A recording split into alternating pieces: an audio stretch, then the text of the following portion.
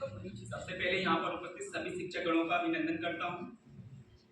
इसी के साथ जो हमारा टॉपिक है सुशासन दिवस, संपूर्ण भारत में सुशासन दिवस 25 दिसंबर को मनाया जाता है। सुशासन दिवस स्वर्गीय उत्कृष्ट कवि श्री अटल बिहारी वाजपेयी जी के जन्म दिवस के रूप में मनाया जाता है।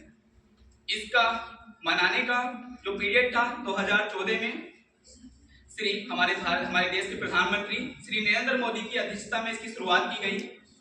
सर्वप्रथम देखते हैं कि सुशासन शब्द का अर्थ क्या है और यह क्यों आवश्यक है। तो मैं आपको देना चाहता हूं कि सुशासन एक ऐसा शासन जिसमें भारत के व्यक्तियों की पारदर्शिता हो, कि देश का एक ऐसा शासन जिसमें पारदर्शिता हो,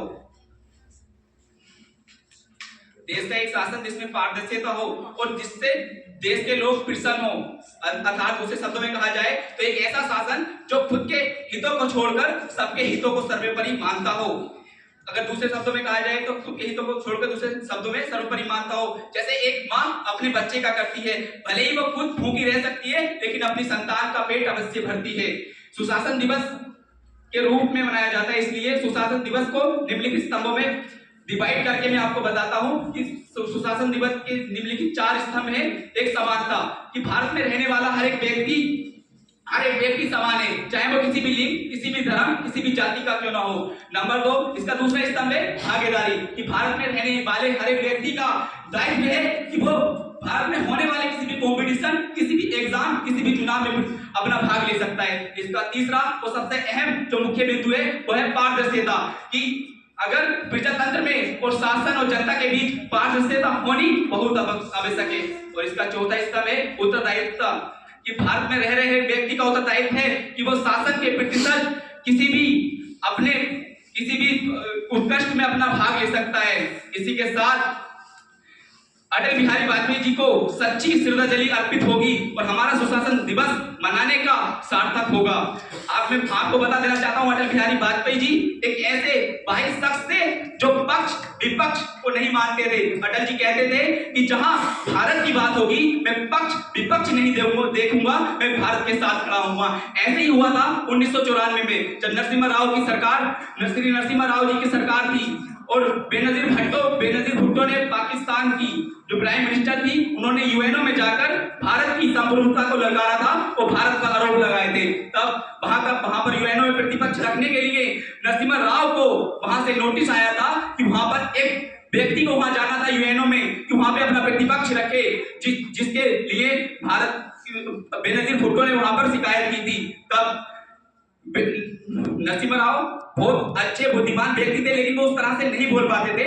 वो सरकार में थे, उन्होंने पूरी सरकार में अपने ऐसे व्यक्ति की खोज की कि कोई कौन जाए यूएनओ में अपनी सरकार का पक्ष रखने के लिए। तब विपक्ष में रहने वाले श्री अटल बिहारी वाजपेयी जी को आमंत्रित किया गया और वहां पर यूएनओ में श्री अटल बिहारी वाजपेयी जी को भेजा गया। और बेनजीर भुट्टो ये देखकर शोकित हो गई कि ये भारत का विचित्र लोकतंत्र है कि जहां सरकार का पक्ष रखने के लिए विपक्ष का नेता आया है।